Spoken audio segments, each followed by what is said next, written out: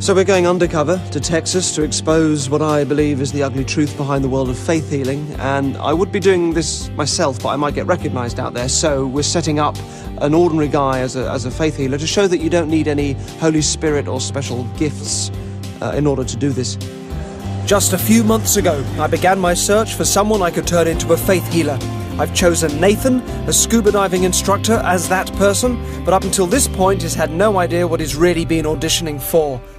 Faith healers claim that the Holy Spirit uses them to heal the sick, the blind, the deaf, people with cancer, AIDS. The impact of this is that people donate, often huge sums of money.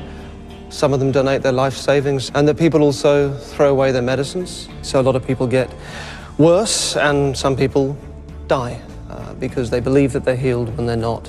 This isn't about faith, and it isn't about God, and it isn't about the church, it isn't about religion. It is about greed and about a very specific scam. I'm doing this because I want to draw people's attention to this particular form of fraud. But to do that, we will need a fake faith healer.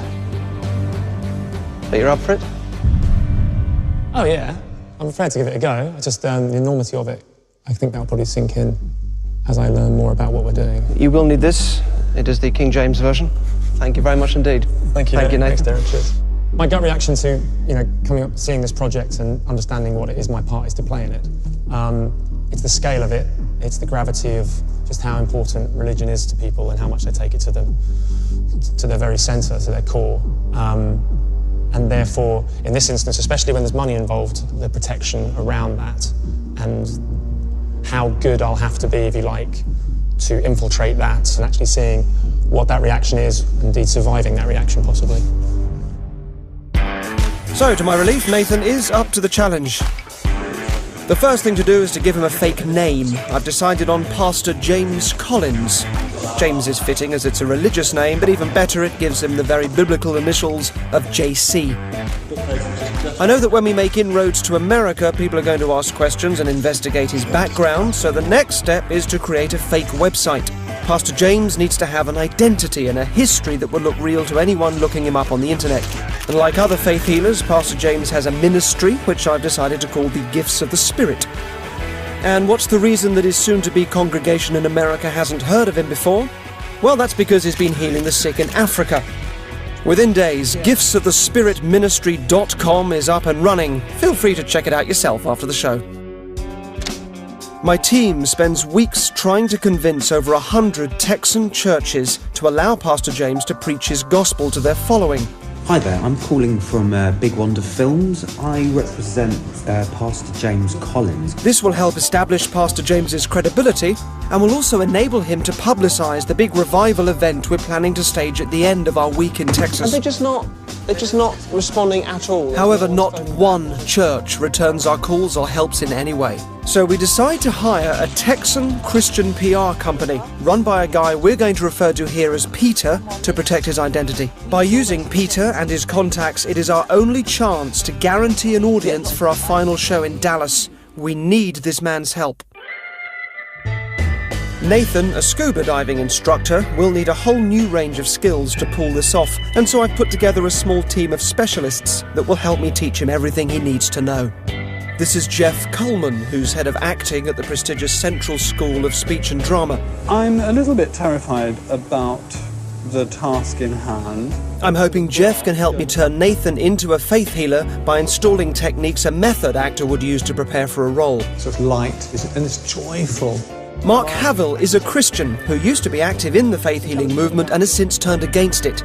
I went out to churches, holding services, and did the exact same things that you see on TV with these televangelists. And Woody Woods is a musician who was involved in the faith healing movement for 20 years, until he became increasingly uncomfortable with how manipulative he perceived these services to be. The music always follows a certain pattern. Really, really fast songs to start off.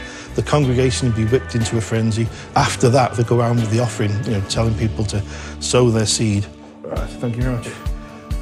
I ask Woody to teach Nathan how the services are actually run. Even though it doesn't have to be rigid, there has to be some a particular order of how it's done. I want you to give authority to that voice. Okay, go. Thank you for the sun in the sky. He's basically already trying to break down the way I talk normally so I can really sell myself as a preacher. Ready for more work? I need Nathan to sound like he's been preaching for years, so I ask Mark to train him intensively in the scriptures and show how they can be twisted to suit the motives of a faith healer. What you're getting today, as opposed to last week, are heresy lessons. Right. So there's a very real and serious side to this in terms of you are talking about real faith versus something which is effectively a counterfeit. And then you're looking out the audience and you're seeing these pockets of light in people. I work with him on his act. Lord showed me this here. Can you see that? That's hot. And a whole variety of tricks that I believe are being used. I do take my hat off to him because he's trying to learn something that takes years to learn. Pray, he's going to be healed. He's going to be healed. I have moments where I'm feeling more prepared, and then I think I have moments where you just realise, well, actually, I've only just learned a little bit, and that just means I've learned that there's a whole lot more that I need to know. But there are so many little details that could slip him up, such as his Ugandan background. So Nathan has to squeeze into his already packed schedule, learning some basic Swahili. Kahawa. Coffee? Dio? I don't think he realises how much work he's got to do. It's really a huge challenge. I think we'll do it. Actually, I almost hope and pray that we will. To know that these people are being abused or mistreated because of their faith is disgusting. So I feel responsible to do this job as well as possible.